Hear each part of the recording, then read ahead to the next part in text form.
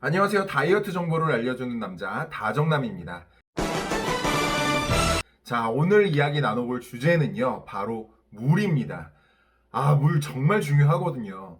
사실 아무리 운동하고 아무리 식단 관리 잘하고 아무리 휴식 관리를 잘한다 해도 물 섭취를 하지 않으면 결국에는 다이어트를 또 실패할 수밖에 없습니다. 지금부터 한번 시작해 보도록 하겠습니다. 우선 다이어트 성공 조건이나 방법을 보면 너무 간단하고 명확합니다. 깜짝 놀라실걸요? 덜 먹거나 많이 움직이거나 잘 먹고 많이 움직이거나 이 세 가지를 통해서 몸은 바뀌고 변합니다. 저는 어떤 것을 추천하겠어요? 당연히 3번입니다. 운동 전문가라서가 아니라 3번을 추천하는 이유는 이렇게 해서 살을 빼야만 오래 유지가 될 수가 있고요. 요요 현상 없이. 그리고 생활의 활력소가 넘칩니다. 여행을 가도 재밌고 일을 해도 재밌고 생활과 활동을 해도 재밌고 이게 너무 에너지가 넘치기 때문에 긍정적인 사고방식과 긍정적인 마인드, 그 다음에 건강한 몸, 건강한 움직임이 발산이 되면서 정말 행복한 삶이 열리게 되는 거예요. 근데 1번처럼 덜 먹고 살을 빼게 되면은 무기력해지고 지속하기가 힘들어요. 여행을 가도 힘들고 생활을 해도 힘들고 일을 해도 힘들고 결국에는 무기력한 생활 때문에 다이어트 성공을 했다 하더라도 오래가지 못하고 만족도가 높지 못하고 행복하지 못할 수가 있습니다. 자, 그렇다면 3번의 방법대로 다이어트를 하려면 어떻게 해야 되는 것이냐? 물론 수많은 조건과 방법들이 있습니다. 이 세 번째 방법의 핵심은 바로 어떻게 하면 근육량을 유지시키고 또는 근육량을 증가시키면서 지방을 연소시킬 것이냐. 이것이 바로 핵심이란 얘기입니다. 결국에는 근육량을 어떻게 하면 유지시키지, 어떻게 하면 성장시키지 라고 질문을 던졌을 때 여러분들은 웬만해선 다 알고 계실 거예요. 맞습니다. 운동 많이 하고 단백질 섭취하기. 근데 여기에 핵심이 하나가 빠졌습니다. 바로 수분 섭취입니다. 수분이 공급이 되어 있지 않은 상태 또는 수분을 공급하지 않는 경우에는 단백질, 아무리 닭가슴살 먹고 운동 열심히 해도요, 근육의 합성은 더딜 수밖에 없고 또는 합성이 일어나지 않을 수가 있습니다. 그리고 우리 몸은 연료를 통해서 에너지를 발산을 하는데 이 연료를 공급해주는 역할이 어디에서 하느냐? 혈액에서 합니다. 혈액을 차지하는 비중이 가장 많은 성분이 바로 수분이고 이 수분이 공급이 되어줘야만 우리 몸의 연료를 원활하게 공급을 할 수가 있습니다. 칼로리를 섭취했으면 칼로리를 소비해야 되는데 근육량이 많아야만 칼로리를 소비할 수 있고 칼로리를 소비 많이 하려면 결국엔 수분이 있어야 칼로리를 많이 소비한다. 이해되시나요? 자, 아무튼 결국에는 수분을 섭취해서 다이어트에 성공할 수 있다가 아니라 수분을 섭취해야만 다이어트의 제1조건이 성립이 된다라고 이해를 해주셔야 됩니다. 알고 있어요. 수분 섭취 굉장히 어렵죠. 가뜩이나 운동도 해야 돼, 단백질도 섭취해야 돼, 거기에다가 지금 제가 수분까지 섭취하니까 이 골 때리죠. 너무 힘들죠? 자, 어렵지 않습니다. 제가 수분을 섭취할 수 있는 꿀팁에 대해서 지금부터 말씀드릴 테니까 잘 들어주시길 바라겠습니다. 첫 번째 방법입니다. 세상에서 제일 무서운 게 뭔지 아세요? 기본에 충실하자. 가장 작은 것부터 실천하자.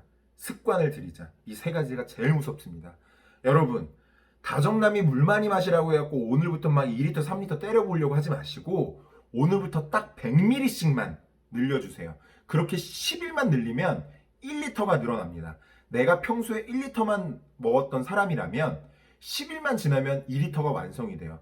이렇게 차츰차츰 늘리게 되면 소변을 배출하는 것도 어렵지 않을 거고 물을 섭취하는 것도 어렵지 않을 겁니다. 그냥 하루에 딱 100ml씩만 늘려주세요.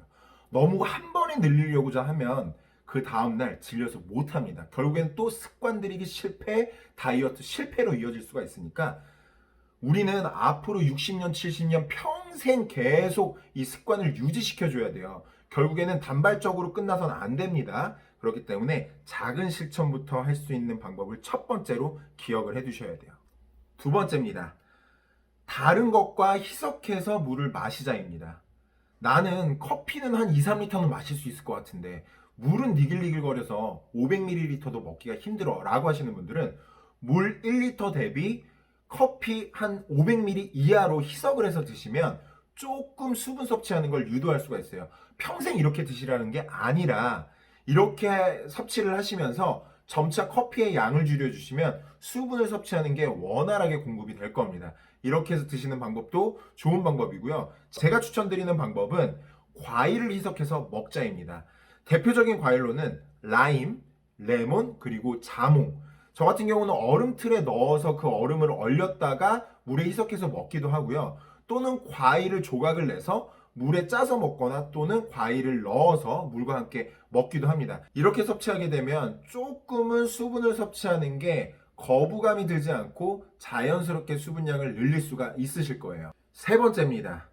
요즘 굉장히 편리한 서비스가 있어요. 정기 배송 서비스라는 게 있는데, 물론 플라스틱의 양이 많이 늘어나는 환경 문제와도 연결이 되기 때문에 이 방법을 적극적으로 추천하지는 않지만, 내가 일시적으로 수분량을 늘리는 데 있어서 굉장히 도움이 많이 되기도 합니다. 저도 한때는 이러한 방법으로 도움을 많이 받았고요. 그래서 정기 배송을 시켜서 페트병으로 오는 그 물을 하루에 퀘스트 깨듯이 하루에 양을 정해놓고 마시는 거예요. 그러다가 이제 물이 조금 나오면 괜히 이게 먹고 싶다요. 그래서 이걸 남은 거를 점점 더 먹게 돼요. 그리고 이 휴대가 편리하기 때문에 밖에 외출을 하거나 또는 가지고 다니기에도 편리해서 중간중간에 수분을 공급받기가 굉장히 편해집니다. 다른 방법들을 먼저 우선적으로 해보시고요. 그래도 수분 섭취가 늘리기가 힘들다라고 하시는 분들은 이러한 정기 배송 서비스를 이용해 보시는 것도 굉장히 좋을 것 같아요. 네 번째입니다. 사실 네 번째가 제가 가장 추천하는 방법 중에 하나거든요. 몸에 사인을 만들자입니다. 이게 무슨 얘기냐면, 저 같은 경우는 예전에 손톱에다가 매직이나 매니큐어를 칠하고 다녔어요. 그리고 저는 다짐을 합니다. 혼자만의 약속을 해요. 나는 평상시 생활을 하다가 이 손톱을 보면 반사적으로 물을 마실 거야. 나는 이 약속을 했고, 내가 이걸 어기면은 난 다이어트 100%또 실패할 거야. 난 바퀴벌레가 되는 거야. 이렇게 그냥 다짐을 해요. 그러고 나서 레드선을 하고 생활을 해요. 그러다 보면 이 검은색 손톱이 굉장히 마주할 때가 많을 거예요. 손을 씻을 때도 마주를 하고, 그럴 때면 다시 물 한 잔 마시고, 핸드폰을 만지다 보면 또 물 한 잔 마시고, 그러다 보면 정신없이 물을 마시다가 이게 자연스럽게 수분 섭취량이 늘게 돼요. 그러다가 또 이제 제가 안 보게 돼요. 이거 안 봐야지 라고 생각을 하는데, 이게 또 다른 사람들이 알려줘요. 야, 너 손톱 왜 그래? 너 손톱 썩었어. 이렇게 얘기를 해줘요. 그럴 때, 아, 그래? 알겠어. 그러면서 또 물 한 잔 마시고, 야, 너 손톱 썩었다니까? 알겠다고 그만 얘기해. 그러면서 또 물 한 잔 마시고, 이렇게 다짐을 하는 겁니다. 근데 이거는 그냥 일종의 하나의 사인이에요. 지금은 제가 손톱을 칠하지 않고 어떻게 하고 있냐면, 이 손톱 중에서 손톱 하나를 제일 안 쓰는 손가락을 이렇게 기릅니다. 여러분들 욕하는 거 아니에요. 이렇게 길러줍니다. 저는 일을 하다가 이 손톱을 보면 항상 물을 한 모금씩 마시려고 노력을 합니다. 바로 요렇게요. 어찌됐든 이거는 하나의 약속인 것 뿐이에요. 이렇게 하라가 아니라 매니큐어, 네일을 해도 되고요. 또는 목걸이를 해도 되고요. 육아를 하시는 분들은 아이가 울면 그냥 나는 물 한 잔, 기분 전환해야지 하면서 물을 한 잔 마셔도 되고요. 상사가 뭐라 하면 물 한 잔 해야지. 이런 것들을 계속적으로 사인을 주고 약속을 만드는 거예요. 그러면 자연스럽게 수분 섭취를 늘릴 수가 있고요. 핸드폰에 알람을 이용하면 굉장히 좋습니다.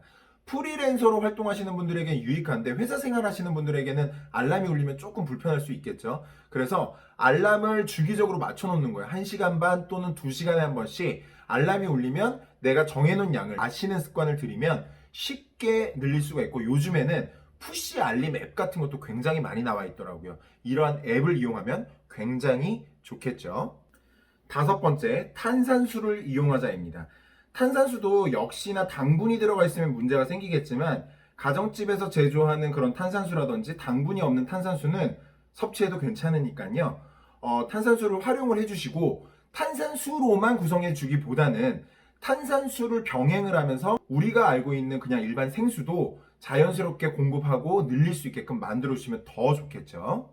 마지막 여섯 번째입니다. 빨대랑 텀블러를 이용하자입니다. 요새는 빨대랑 텀블러를 이용해 주시는 분들이 굉장히 많죠. 그 안에 음료라든지 달달한 커피를 넣어가지고 다니지 마시고요. 이제는 물을 가득 담아서 적극적으로 수분을 섭취할 수 있게끔 만들어 주시면 좋을 것 같습니다.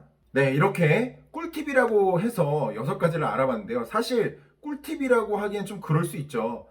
이게 근데 그냥 마셔야 돼요. 방법이 없습니다. 그냥 내가 물을 마시면 다이어트 성공이 조금 더 한 발 더 다가간다 아, 이게 약이다. 내 몸에 이로움을 준다. 나는 이걸 먹으면 다이어트 성공한다. 라고 생각하면서 적극적으로 많이 마시는 방법밖에 없습니다. 아, 이 뭐 어쩔 수가 없어요.